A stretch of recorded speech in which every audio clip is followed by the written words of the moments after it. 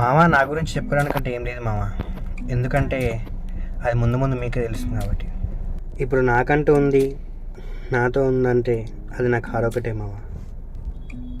కొన్ని సమస్యల వల్ల ఆఖరికి దీన్ని కూడా అమ్ముకుందాం అనుకున్నాం మామ.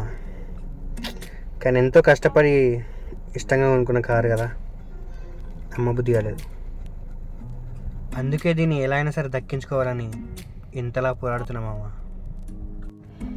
నేను ఇంత ముందుకు ఐటీ కంపెనీలో వర్క్ చేసేది మామ.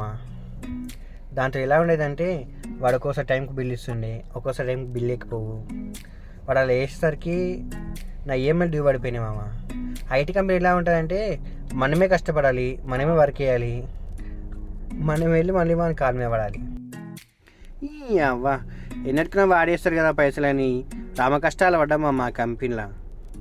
కానీ వాడు ఏ ఒక్కనాడు నాకు టైంకి పైసలు ఇవ్వలేదు మామ. నేను టైంకి ఈఎంఐలు కట్టలేను.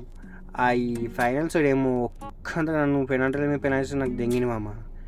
ఇవి అవి అన్నీ వచ్చి నన్ను ఎత్తి మీద పడేకలా ఇదంతా రామగోషింద్రా అయ్యా అని ఆఖరికి ఆరామగురికి కడకొచ్చింది మామ. కానీ ఎంతో ఇష్టంతో కష్టపడి అనుకుని కదా మామ కారు, అసలు అమ్మబుద్ధి వెళ్ళదు మామ. అందుకే మామ ఈ ఐటీ కంపెనీలు అన్నీ వదిలేసి ఆరామ్సే ఓలా ఊబర్ పెట్టుకుంటున్నా. ఈ ఓలా ఊబర్ లైఫ్లో డైలీ ఎన్ని సంపాదిస్తున్నా, ఎట్లా సంపాదిస్తున్నా అనేది ఒక వీడియో పెడతా ఉంటా, చూస్తాను మామ. ఓకేనా?